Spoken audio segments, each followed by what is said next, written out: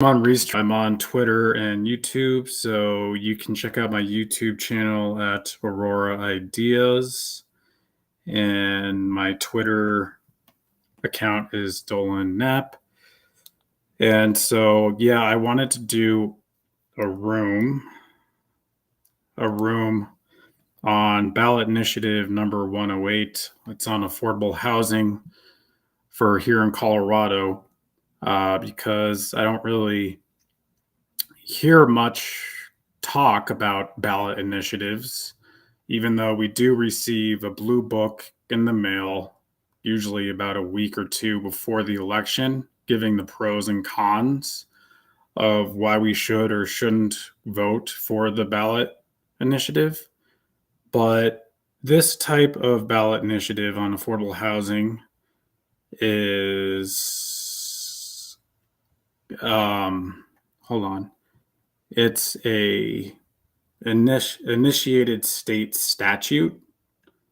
And so, in other words, the abbreviation is CISS.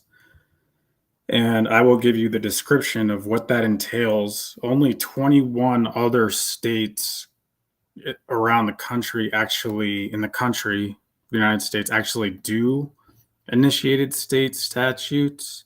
And that is Alaska, Arizona, Arkansas, California, Colorado, Idaho, Maine, Massachusetts, Michigan, Missouri, Montana, Nebraska, Nevada, North Dakota, Ohio, Oklahoma, Oregon, South Dakota, Utah, Washington, and Wyoming.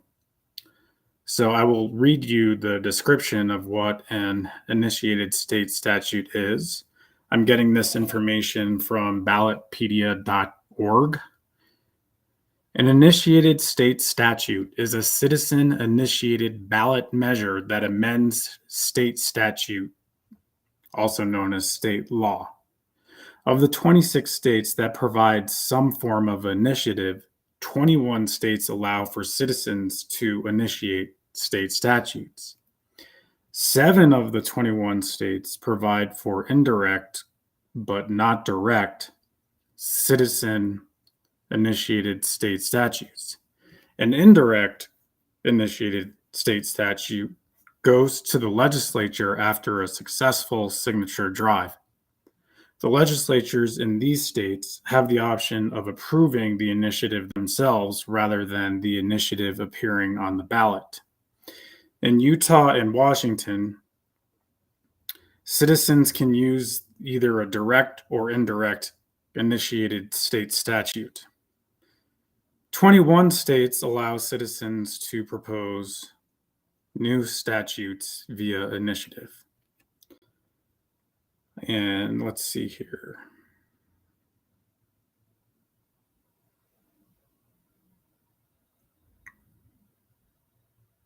Indirected initiated state statutes. Okay, state comparison. Okay, so we're going to leave that and we're going to go on to ballot initiative 108 here in Colorado on affordable housing. So the two people that came up with this ballot initiative, by the way, you can go to the Secretary of State's website to check it out, the PDF of the whole thing. What was I going to say? Yeah, so yeah, you can go to the Secretary of State's website for the state of Colorado. There's a PDF. It's about 22 pages long. I'm going to read it. You can also access it at ballotpedia.org. But so there were two people that came up with this, a ballot initiative, and one of them was Luke Teater, and the other person was Vilan Odekar, and they both reside in Colorado. I looked them both up on LinkedIn, and they both have pretty extensive profiles on LinkedIn. I'll share some of that information right now. So Vilan Odekar,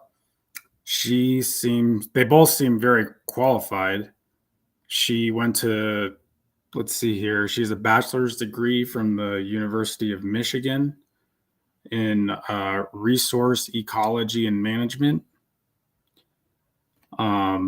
She was on the dean's list at the University of Michigan, the Wolverines.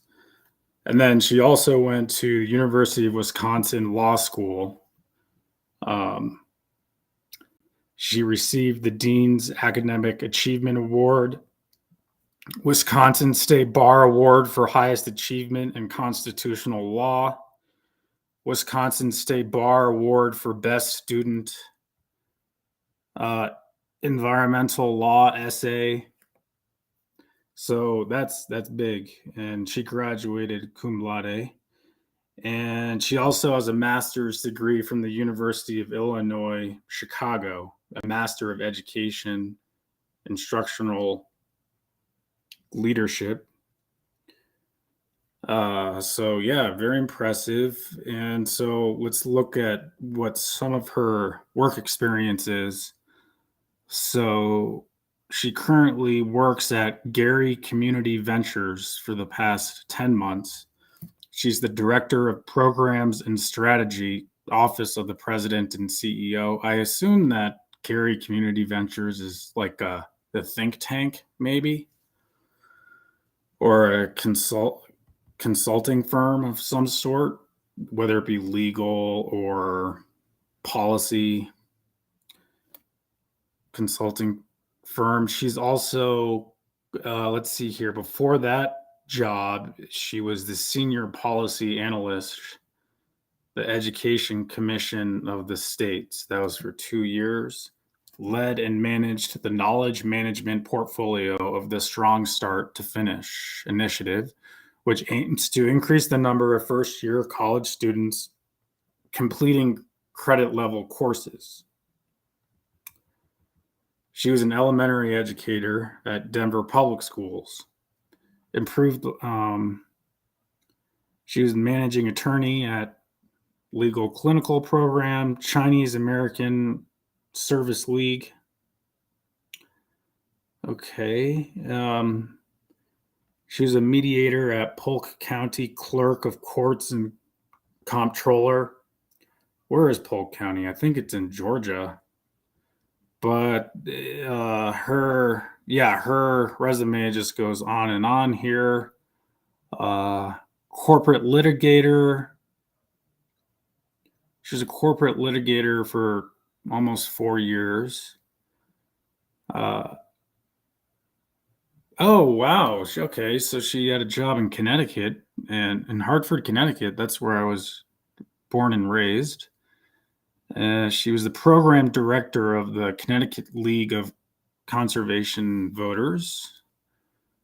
That's kind of cool. I've heard of that group. And she was a research associate at the Environmental Defense Fund for almost 2 years in Boston, Massachusetts. So yeah, she's got the cred, she's got the education, very impressive resume. Vilan Odekar.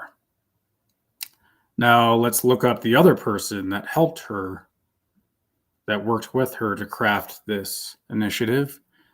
Okay, so this is Luke Teater. He's a housing economist and policy consultant. And let's check out his education. University of Colorado Boulder, Leeds School of Business, Masters of Business Administration and Finance. And then he has a bachelor's degree from University of North Carolina, Chapel Hill. Both really good schools. Public policy analysis was his bachelor's degree. Okay. He was also a ski patroller for the National Ski Patrol, which is cool. Ski patrol? It's a cool job. Okay. So let's look at some of his work history. Yeah, so he has his own economics consulting company called Thrive Economics. He's the principal. And then he worked in the Colorado governor's office for 5 years as the chief. So from 2019 to 2021, he was the chief economist / deputy budget director for tax and economic development. He says, I led a team of economists and analysts seeking to solve the most critical economic and fiscal issues facing Colorado. I was responsible for economic and fiscal analysis and forecasting, tax and economic development policy, and budget development. And then let's see here, in 2019, 18, he was senior economist, and then he was an economist in Denver 2 years before that. He worked for Summit Consulting for 4 years in Washington, D.C. At Summit, I provided economic and financial modeling and analysis services to federal clients. So it sounds like that was a think tank of some sorts. In this role, I led a team at the U.S. Treasury in forecasting all U.S. revenues, expenditures, and financing needs over a 5-year period and presenting the forecast to senior Treasury officials. Other federal clients served, including HUD, and then a bunch of others. Acronyms, I don't know. Oh, and the Export-Import Bank he worked for as well. Okay, so both these people makes me feel comfortable that, the two people that are spearheading this initiative are definitely qualified, and I don't see any cracks in their resume or their education. So let's go to the meat and potatoes of the actual initiative. I'm just going to read the whole thing all the way through. I read some of it already. I kind of have some pros and cons, but we can talk about that later. Okay, so it's 22 pages. I'm going to read the whole thing right now. So it was approved on April 8th, 2022. Last name Hammock approved it. That's the name next to it. Be it enacted by the people of the state of Colorado. This is the PDF, which you can find it on the Secretary of State's website, or you can also find the link on Ballotpedia. Section 1. In Colorado revised statutes, add Article 32 to Title 29 as follows. Article 32. Statewide Affordable Housing Fund, 29-32-101 definitions, as used in this article, unless the context otherwise requires. 1. Administrator, quote unquote, means a political subdivision of the state of Colorado established for the purposes, among others, of increasing the supply of decent, safe, and sanitary housing for low and moderate income families, or other third party established for such purposes.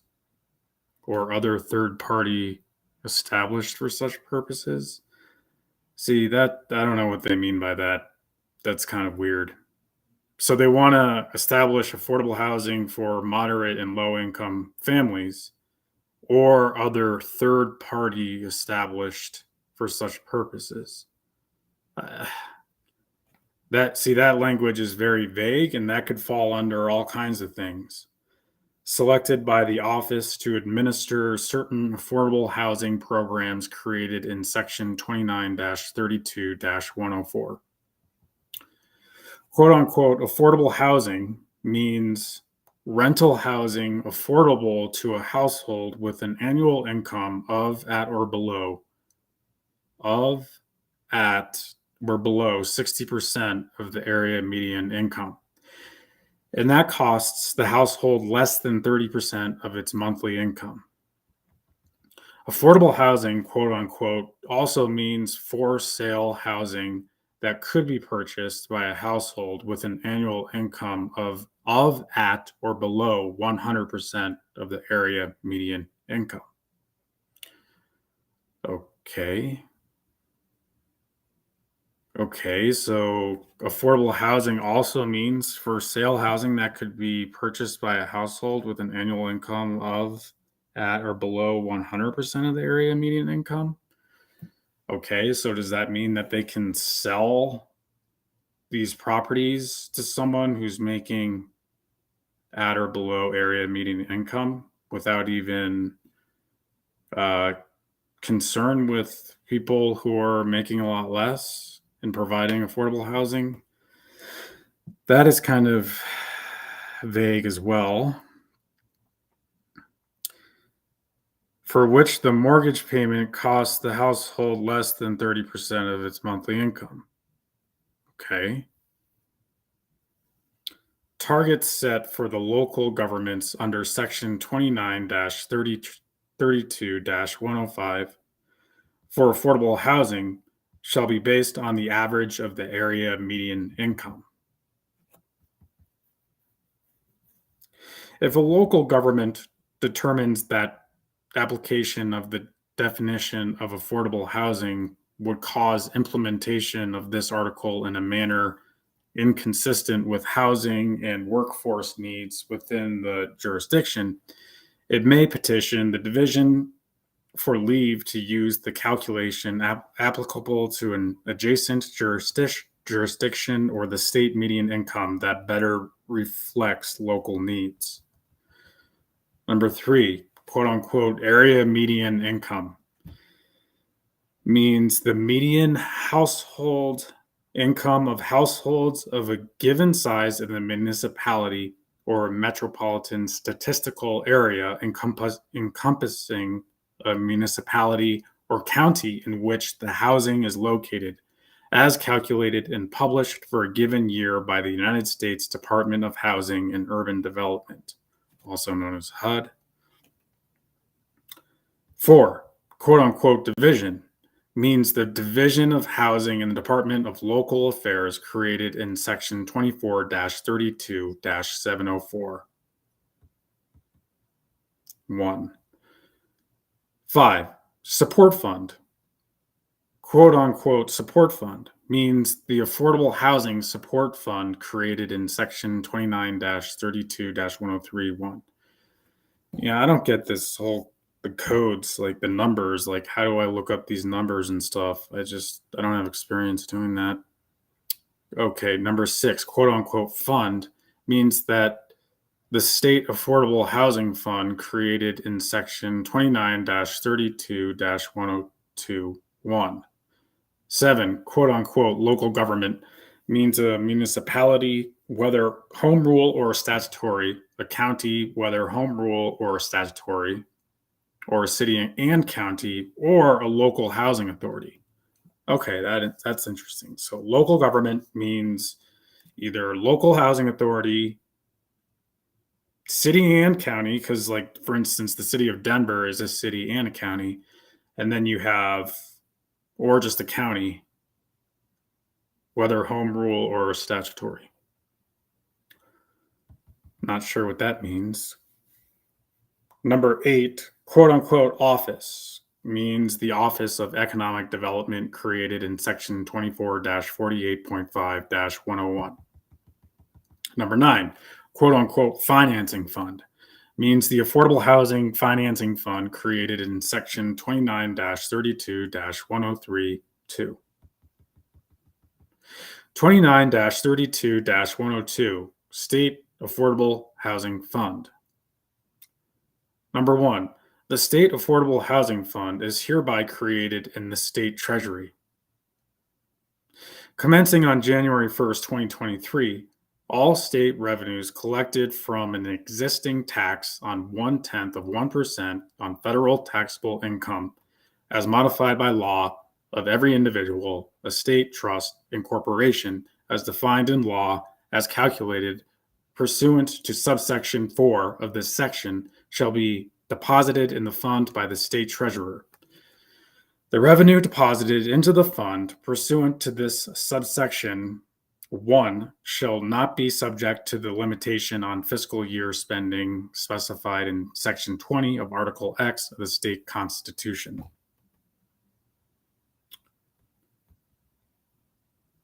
Okay, I guess that means it's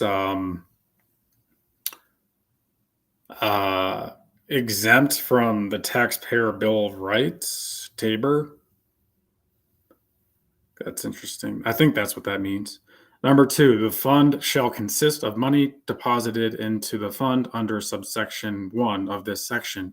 Any money appropriated to the fund by the General Assembly, and any gifts, grants, or donations from any public or private sources, including governmental entities, that the division and office are hereby authorized to seek and accept.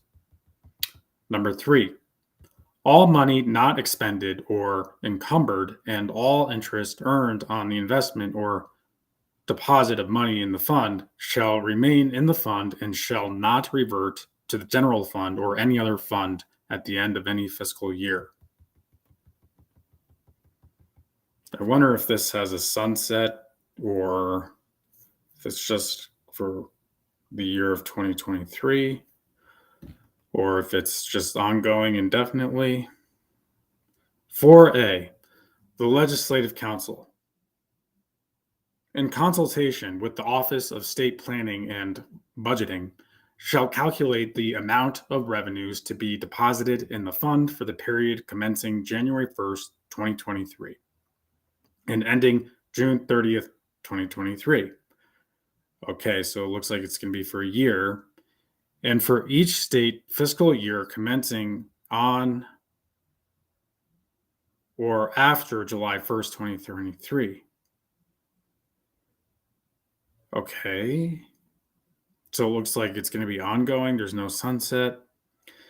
The Legislative Council and the Office of State Planning and Budgeting shall rely upon the quarterly state revenue estimates issued by the Legislative Council in calculating such amounts, and shall update its calculations not later than 5 days following the issuance of each quarterly state revenue estimate.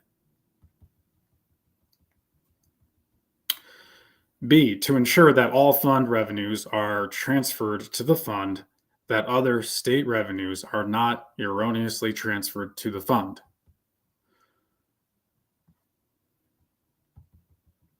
And no later than 2 days after calculating or recalculating the amount of fund revenues for the period commencing January 1st, 2023, and ending June 30th, 2023. And for any fiscal year commencing on or after July 1st, 2023, the Legislative Council, in consultation with the Office of State Planning and Budgeting, shall certify to the Department of Revenue the amount of fund revenues that the department shall transfer to the state treasurer for deposit into the fund on the first day of each of the 3 succeeding calendar months as required by paragraph C of the subsection 4. I also wanted to mention that it wasn't just those two people that crafted this language. It's also this other lawyers were involved, like the state of Colorado's lawyers and Secretary of State. I don't know if any other like private industry lawyers were involved in crafting it. I would assume maybe, but that's something that we should probably look further into. Notwithstanding the provisions of subparagraph 1 of this paragraph B, no later than May 25th of 2023, and of any state fiscal year commencing on or after July 1st, 2023. The Legislative Council, in consultation with the Office of State Planning and Budgeting, may certify to the Department of Revenue an adjustment amount for any transfer to be made on the first business day of the immediately succeeding June. And 3, subject to review by the state auditor, the Legislative Council, in consultation with the Office of State Planning and Budgeting, may correct any error in the total amount of state affordable housing revenues transferred during any state fiscal year by adjusting the amount of any transfer to be made during the next state fiscal year.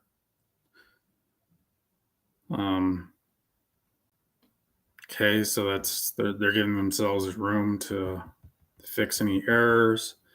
C, on the first business day of each calendar month that commences after January 5th, 2023, the Department of Revenue shall transfer to the state treasurer for deposit into the fund revenue in an amount certified to the department by the Legislative Council in consultation with the Office of State Planning and Budgeting, pursuant to paragraph B of this subsection 4.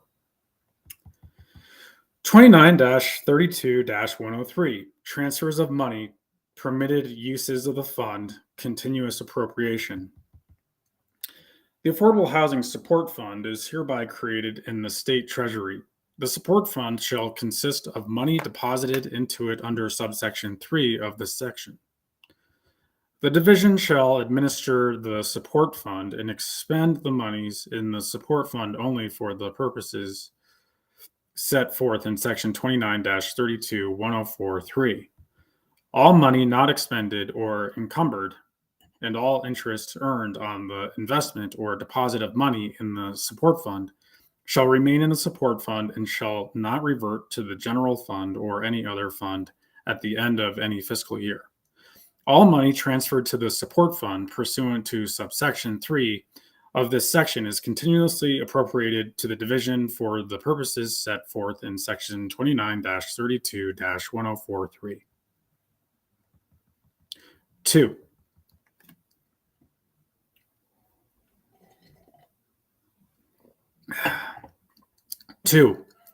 The The Affordable Housing Financing Fund is hereby created in the state treasury. The financing fund shall consist of money deposited into it under subsection 3 of this section. The office shall administer the financing fund and expend the monies in the financing fund only for the purposes set forth in section 29-32-1041. All money not expended or encumbered and all interest earned on the investment or deposit of money in the financing fund shall remain in the financing fund and shall not revert to the general fund or any other fund at the end of any fiscal year. Okay, so they're going to be investing this money like in bonds or something.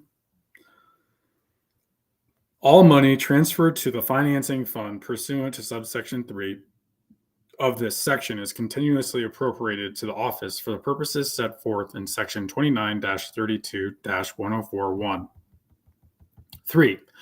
On July 1st, 2023, or as soon as practicable thereafter, and on July 1st of each state fiscal year thereafter, the state treasurer shall transfer 40% of the balance of the fund on the date of the transfer to the support fund and 60% of the balance of the fund on the date of the transfer to the financing fund. Okay, so there's two different funds. There's the financing fund.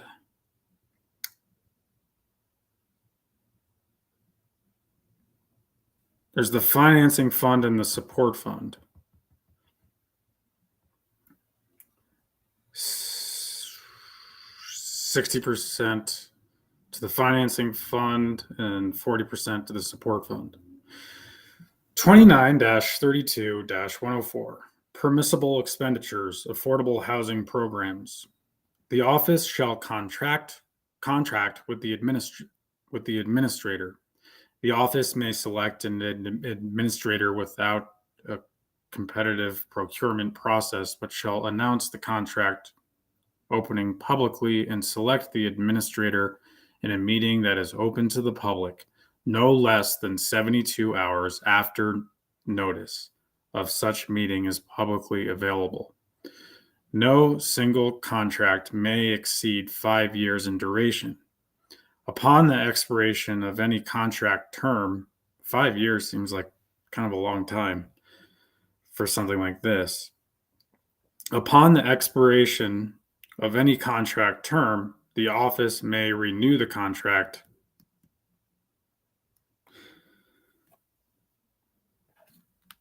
The office may renew the contract with the same administrator or may select another administrator.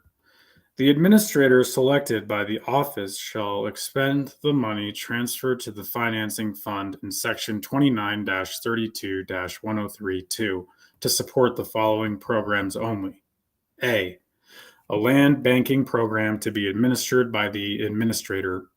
The program shall provide grants to local governments and loans to nonprofit organizations with a demonstrated history of providing affordable housing to acquire and preserve land for the development of affordable housing. Mixed use development is an allowable use of land purchased under this program if the predominant use of the land is affordable housing. What? So they're going to allow like commercial, retail, and all that jazz? Ugh.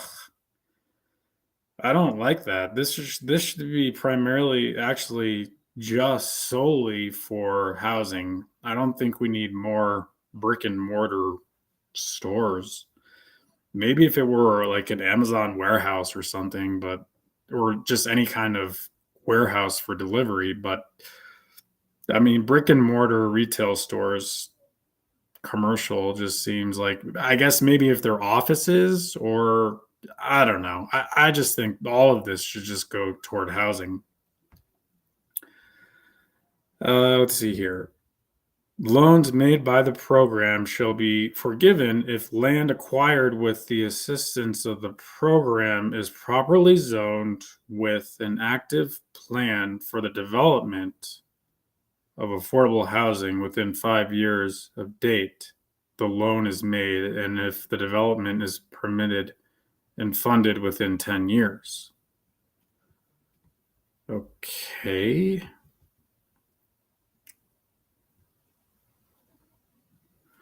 Okay. So they're saying that as long as it's affordable and it's zoned as for affordable housing and it's funded within 10 years, development is permitted and funded within 10 years. Okay, let's see here. I got to rewind this. To be administered by the administrator. The program shall provide grants at local governments and loans. Okay, there will be grants to local. So money will be given to local governments and loans to nonprofit organizations. Okay, loans. So that means they have to be paid back.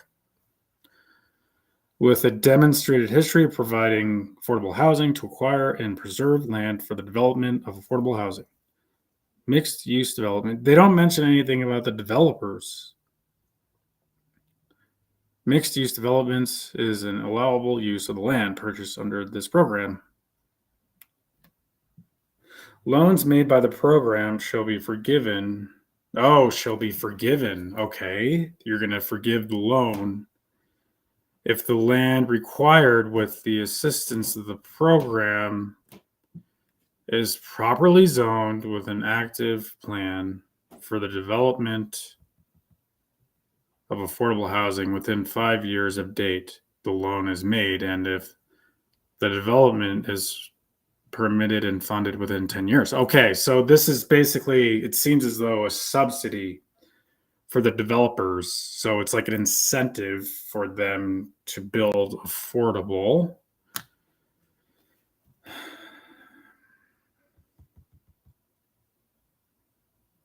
So wait a second. So the loan will be forgiven.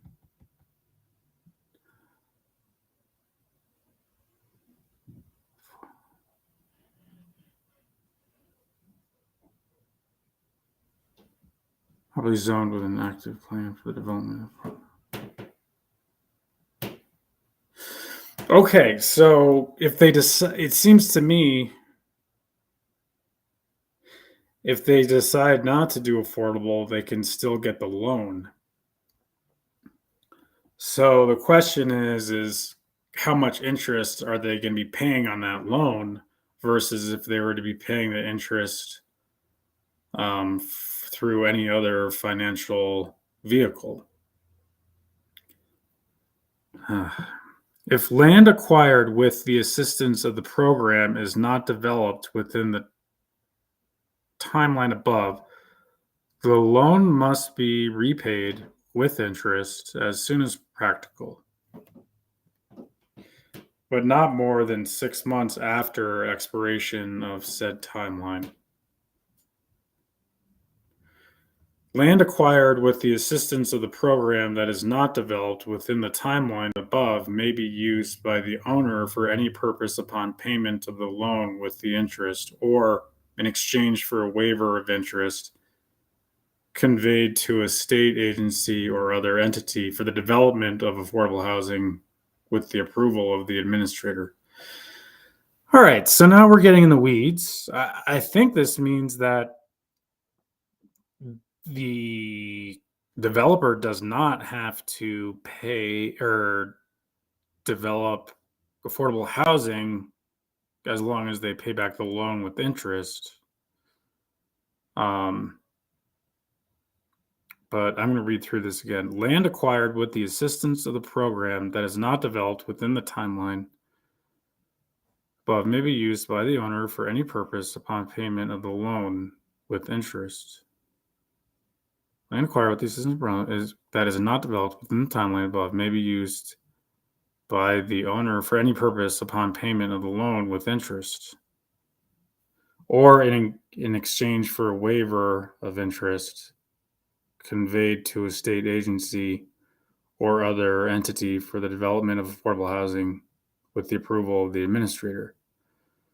Okay, that's fine. So they can go through a third party if it takes them longer than the 5 to 10 years or whatever, but they would still have to develop affordable. But according to this, it seems as though that as long as they pay back the loan with interest, they won't have to develop affordable housing. That's how I view it, which is really, that's a big problem. All principal and interest payments on loans made under this paragraph shall be paid to the administrator and used by the administrator for the purposes set forth in this subsection 1, as determined by the administrator, a minimum of 15% and a maximum of 25% of monies transferred to the office from the fund annually may be used for the program. A minimum of 15% and a maximum of 25%? Why isn't it 100%?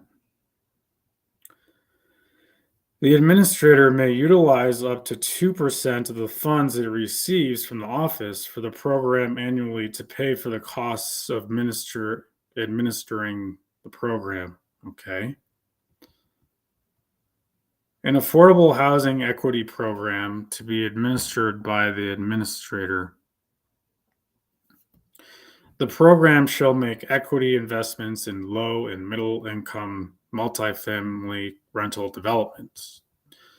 The program shall also make equity investments in existing affordable housing projects, which include multifamily rental units for the purpose of ensuring that said projects remain affordable. The average of rents for projects funded by the program calculated by adding together the monthly rent for all units in a project and dividing by the number of units in the project. What?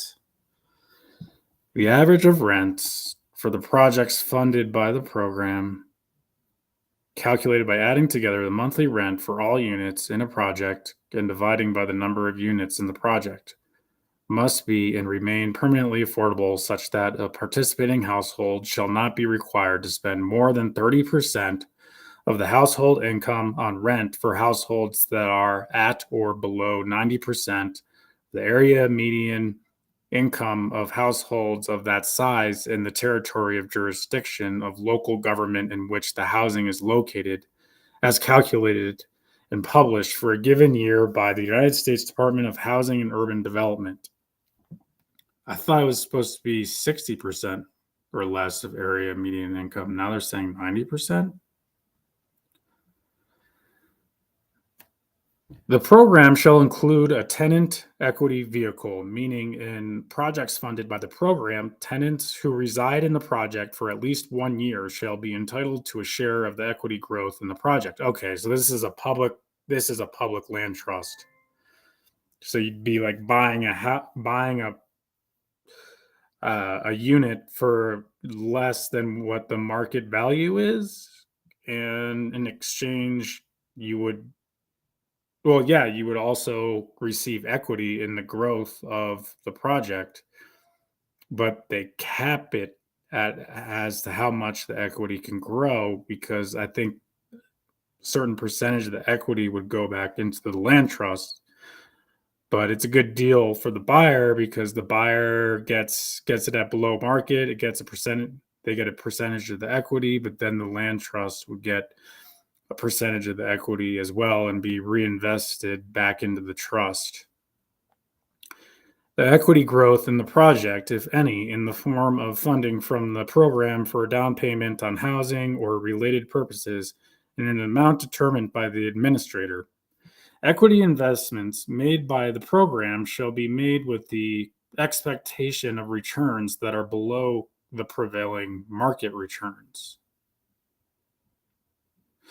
Returns on program investments up to the amount of the program's initial investment shall be retained in the program and reinvested.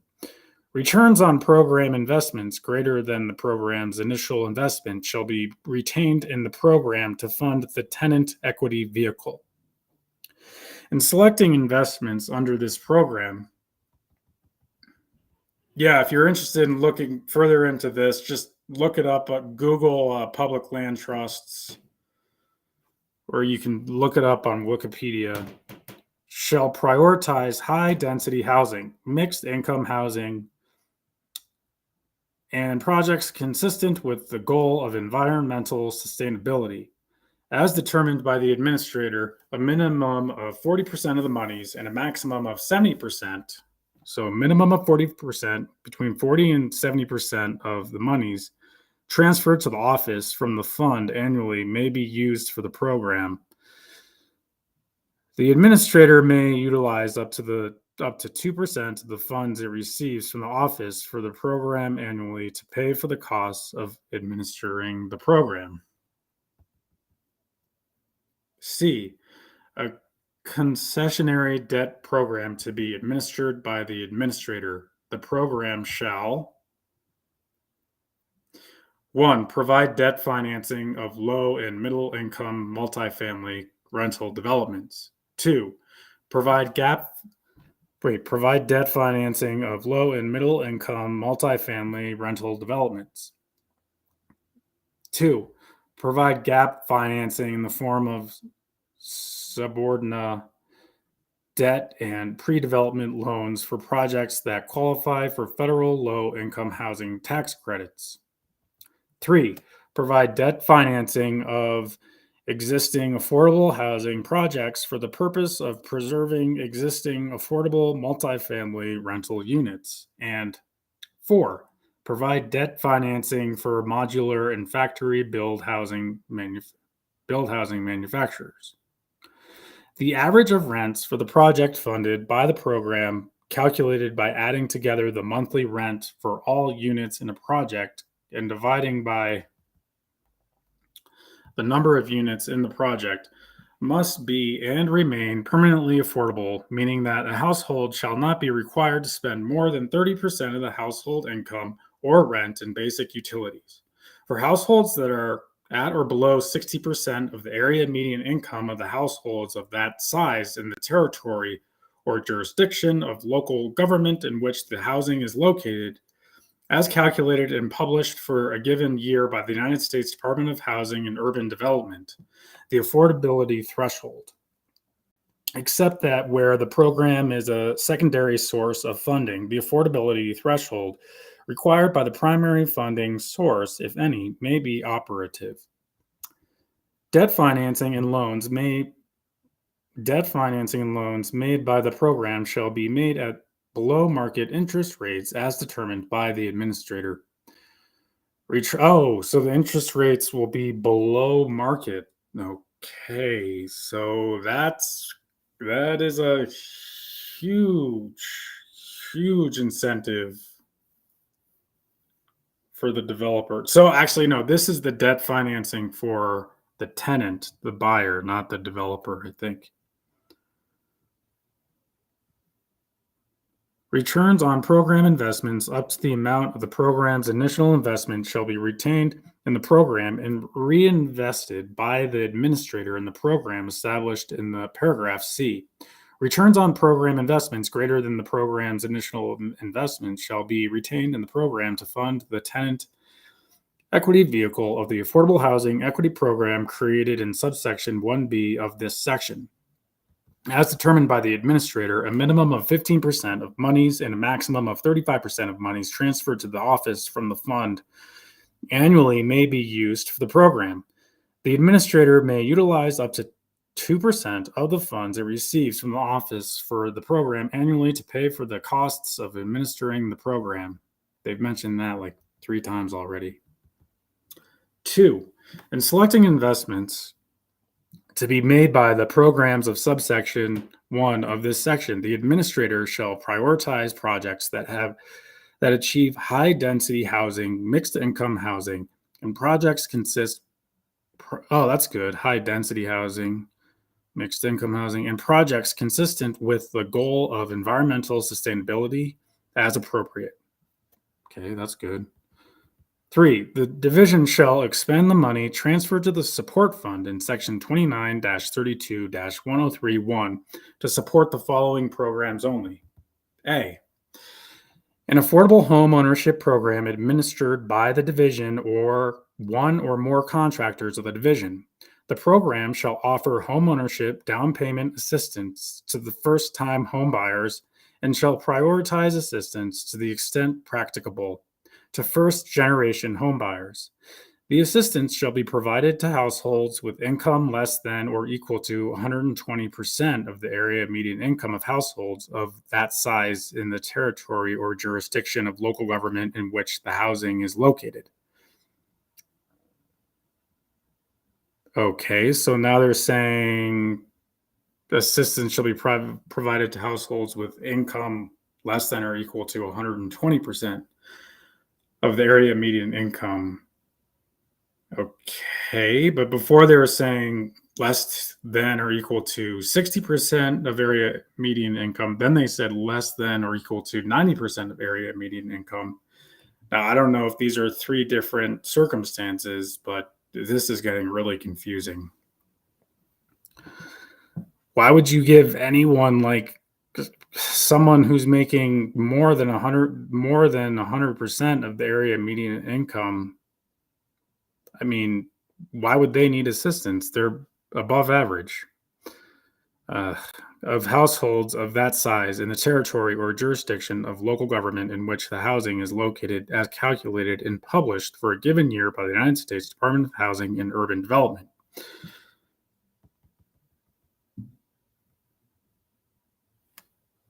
The program shall also make grants or loans to nonprofits and community land trusts to support. Okay, yeah. So community land trusts. That's what these are. Public community land trusts. Yep. To support affordable home ownership and to groups or associations of mobile home owners to assist them with the purchase of a mobile home park pursuant to section 38-12-217. Said grants and loans shall be used to support affordable home ownership for household with income less than or equal to 100%. Okay. This is becoming arbitrary with all these numbers. So now they're saying, okay, if you want to get a, what do you call it, a trailer home, if you want support for that, you have to be making less than or equal to 100% of the area median income. So these are all these different scenarios where the percentage of area median income is different. That's where it gets kind of wonky or swampy. Welcome to the swamp, everyone. Area median income of households of that size in the territory or jurisdiction of local government in which the households are located, as calculated and published for a given year by the United States Department of Housing and Urban Development, all principal and interest payments on loans made under this paragraph shall be paid to the division and used by the administrator for the purposes set forth in this subsection 3. Up to 50% of the monies transferred to the division from the fund annually may be used for the program. The division shall determine how much of the available funding shall be allocated to each aspect of the program. The division may utilize up to 5% of the funds it receives from the fund for the program annually to pay for the direct and indirect costs of administering the program. Okay, so more programs. How are we paying for it? B, a program serving persons experiencing homelessness to be administered by the division. The program shall provide rental assistance, housing vouchers, and eviction defense assistance, including legal, financial, and case management to persons experiencing homelessness or at risk of experiencing homelessness. This is juicy, really good, juicy stuff.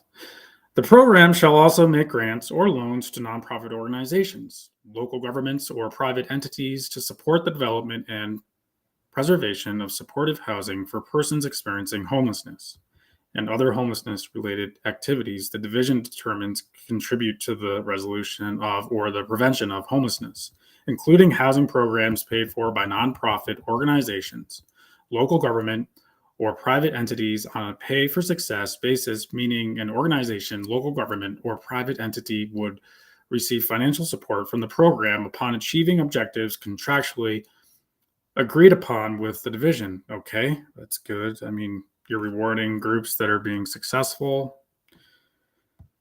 It's a meritocracy. All principal and interest payments on loans made under this paragraph shall be paid to the division and used by the administrator for the purposes set forth in this subsection. Up to 45% of monies transferred to the division from the fund annually may be used for the program. The division may utilize up to 5% of the funds it receives from the fund for the program annually to pay for the direct and indirect costs of administrating the program. C, a local planning capacity development program administered by the division. The program shall provide grants to local governments to increase the capacity of local government planning departments responsible for processing land use, permitting and zoning applications for housing projects. Up to 5% of monies transferred to the division from the fund annually may be used for the program. The division may utilize up to 5% of the funds it receives from the fund for the program annually to pay for the direct and indirect costs of administering the program. 5. If the Legislative Council staff's March economic and revenue forecast in any given year projects revenue for the next state fiscal year will fall below the revenue limit imposed under the Section 20 of Article X of the state constitution, the General Assembly may reduce the funding allocated to the office required by the section for the next state fiscal year in order to balance the state budget for said state fiscal year. 29-32-105. Local government affordable housing commitments, 3-year commitment cycle, expedited development approval process, eligibility for assistance from the fund. 1A. Not later than November 1st, 2023, the governing body of each local government other than local housing authorities desiring to receive funding under this section or desiring to make affordable housing projects within its territorial boundaries eligible for funding under this section shall make and file with the division a commitment specifying how, by December 31st, 2026, the combined number of newly constructed affordable housing units and existing units converted to affordable housing within its territorial boundaries shall be increased by 3% each year over the baseline number of affordable housing units within its territorial boundaries, determined as provided in subsection 1C of this section. Okay, good. So they're giving the municipalities an incentive to develop affordable housing. So yeah, if the municipality says we're going to develop more affordable housing, then they will get 3% more of funding rewarded for it on an annual basis. B, in the case of a county, the requirements of this subsection 1 only apply to the unincorporated areas of the county. C, the baseline number of affordable housing units. Wait, what? In the case of a county, okay, in the case of a county, the requirements of this subsection only apply to the unincorporated areas of the county. C. Oh, that's weird. This only applies to unincorporated areas? Weird. C. The baseline number of affordable housing units within the territorial boundaries of a local government, as referenced in this subsection, shall be determined by the local government by reference to 1. The 2017 to 2021 American Community Survey 5-year estimates published by the United States Central Bureau. The baseline numbers shall reset for 2027 based on the 2024 American Community Survey 5-year estimates, expected to be published in the spring of 2026 and every third year thereafter within the publication of corresponding American Community Survey 5-year estimates. Or 2. The most recently available comprehensive housing affordability strategies estimates published by the United States Department of Housing and Urban Development. Or 3. A web-based system created, maintained, and updated by the division with the estimates specified in subsection 1C1 of this section, or if the division finds that the estimates specified in said subsection 1C1 would be impractical or deleterious. I've seen that word before. I've heard it. I'm going to look it up because it's really bothering me.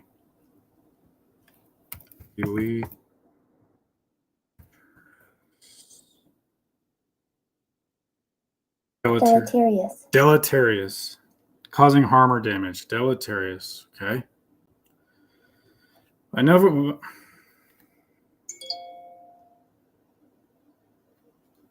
By November 2026.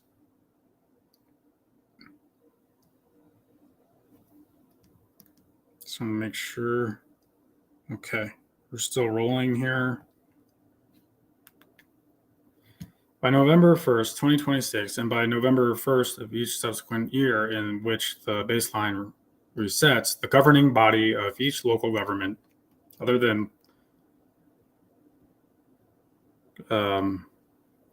local housing authorities desiring to receive funding under this section or desiring to make affordable housing projects within its territorial boundaries eligible for funding under this section shall make and file with the division a comment specifying how by December 31st of the third year thereafter, the combined number of newly constructed affordable housing units and existing units converted to affordable housing within its territorial boundaries shall be increased by 3% each year over the baseline number of affordable housing units within its territorial boundaries determined as provided in subsection 1C of this section.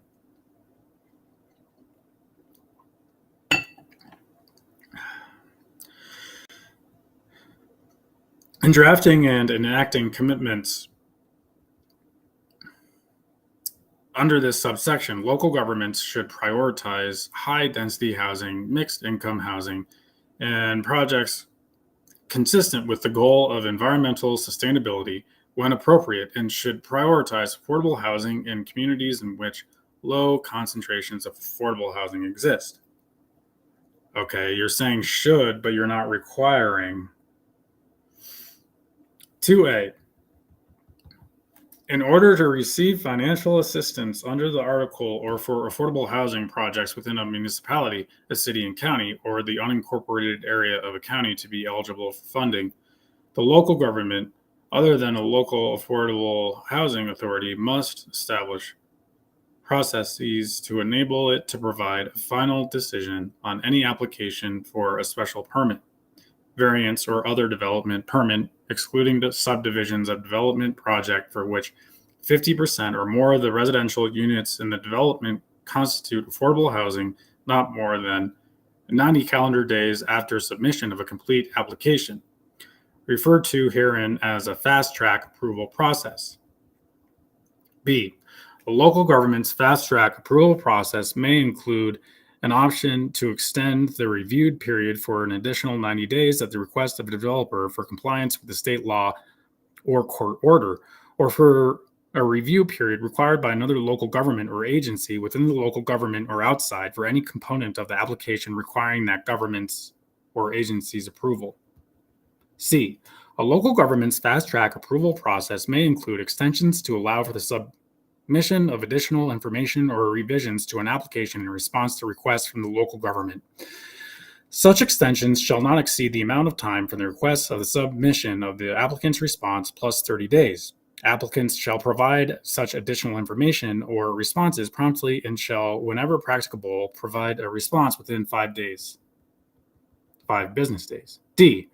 Nothing in this subsection shall be interpreted as requiring an affordable housing developer to utilize a fast-track approval process. 3A.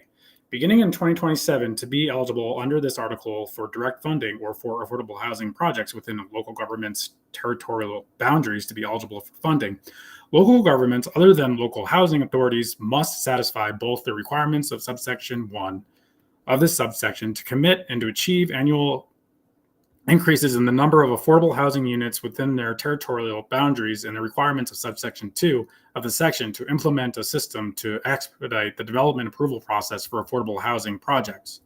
B1.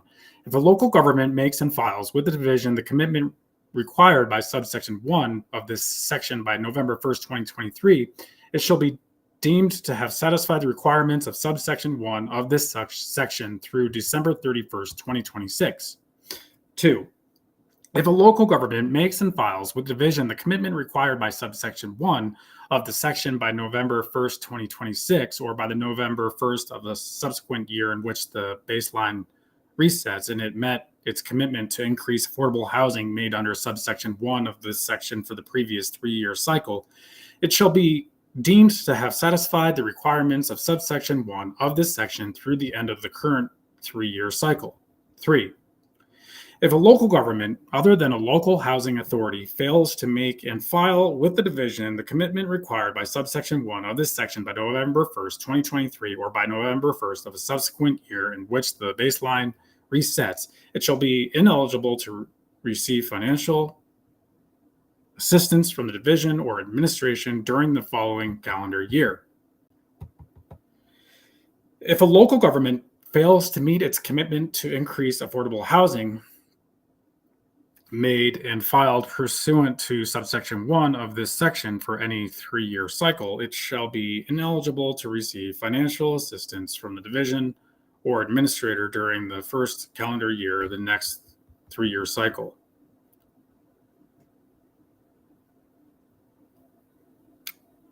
Let's see here. 4. It's all in Roman numeral now. So 5.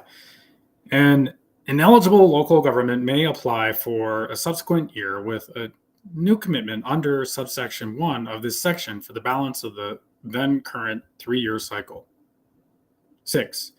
A developer, whether for-profit or nonprofit, or a local government developing an affordable housing project within the territorial boundaries of a local government that fails to meet the requirements of subsection 1 or 2 of this subsection shall be ineligible to receive financial assistance from the division or administrator.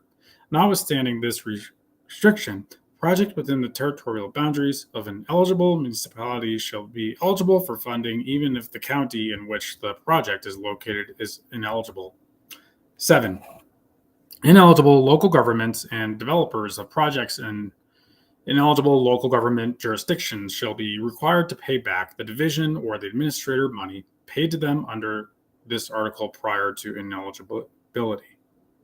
All right, so ineligible local governments and developers of projects in ineligible local government jurisdictions shall not be required to pay back to the division or the administrator money paid to them under the article prior to ineligibility. That's a red flag. I don't know what that means.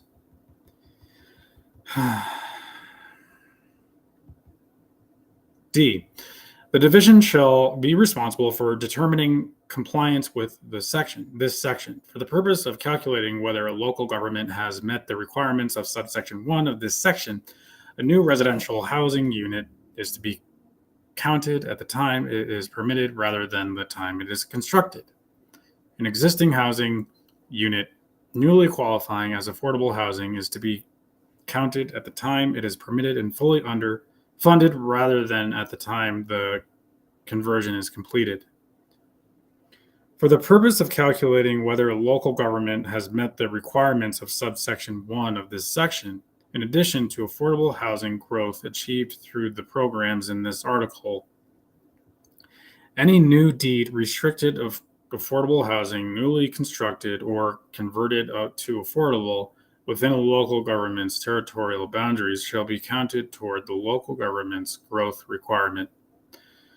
Affordable housing growth in another jurisdiction resulting directly from a local government's funding of such affordable housing in cooperation with another local government shall be attributed to a local government in proportion to the funding provided by the local government to such housing. 29-32-106, maintenance of effort. For any state fiscal year in which money is appropriated from the fund in accordance with the requirements of this article, any such money appropriated must supplant and shall not supplant the level of general fund and cash fund appropriations for affordable housing programs as of the state fiscal year 2023. And that is all they wrote. 22 pages. That was a lot. And so basically the thing I like about this ballot initiative is that it will continue to help those people who are homeless. It will continue, providing food, shelter, like wraparound services, so mental health services as well. But it will also help give incentives to the developers to develop more affordable housing. What I don't like about it is that, as far as I know, I may have read it wrong, the developers are allowed to opt out of affordable housing as long as they pay back the money with interest. Now, of course, if they opt in, it's not a loan. They're just, as far as I can tell, it's a subsidy. So they're given the money. They don't have to pay it back. But it was like, what else was I going to say? But yeah, it looks as though this will be pretty much designed as a community land trust. So if you wanted to purchase the unit, you could buy it for below market value, and then any equity that you get off of that property, a big chunk of it would go back into the community land trust. So it would be like a self-sustaining affordable housing project through the equity that is built. But then the tenant would also receive a chunk of that equity. So, and then it also says they're helping with debt financing tenants. So they will give the tenants a loan, and so that they can obviously pay if they choose to buy, or if they choose to rent, they can pay it off in, instead of monthly, it could be whatever, in a longer time period. So it makes it easier for them to pay it off. But yeah, that's, in general, I think I definitely support this. It would just be 1/10 of 1% of your federal income tax. And they haven't decided which nonprofit organizations they're going to use for this. That's the other thing. It seems as though they're going to use nonprofit organizations to negotiate with developers, which I'm a little skeptical about. I wish you could just cut out the middleman and have the government negotiating directly with the developers. But sometimes it's good to have that middleman because then there may be less corruption involved. Um, uh, what else did I want to say? Yeah, so 0.1% and all these the area median income stuff is all based on different scenarios. And I wish the area median income level percentage would just be the same across all different scenarios, but it's not, which makes it confusing. All of these metrics or baseline numbers are based on Department of Housing and Urban Development, the federal government. And so, yeah, and then it does say in the packet that there will be two funds. It'll be going to DOLA, which is the Department of Local Affairs, and then it'd be filtered down from the federal government to the state treasury, Colorado State Treasury. In that treasury, two funds will be created for DOLA, Department of Local Affairs, and then the Department of Economics and International Trade. So I don't know who's going to be monitoring those funds, but we'll soon find out. Let's see if the people decide that we should have this. I think it probably will pass. I'll let you know, because affordable housing is non-existent pretty much now in the greater Denver area, and it's affecting everyone, like Republicans and Democrats. Just parents, kids are living with them longer, and a bigger and bigger chunk of money is going more and more toward just paying the bills, and especially housing, and obviously food, oil, gas, and obviously healthcare continues to go up. So yeah, I'd say just buckle up because we're in for a ride. But thanks for listening, guys, and I hope you enjoyed it. Please subscribe to my Aurora Ideas YouTube channel. I post consistently on YouTube, and then also I have Aurora Ideas on Clubhouse, where I read books and would love to get more connected with people through Goodreads, share each other's books, ideas. And Facebook, yeah, but Facebook, I usually just post whatever I create on YouTube, or in the future, Clubhouse. So, all right, hope everyone's doing well, and I'm going to sign off.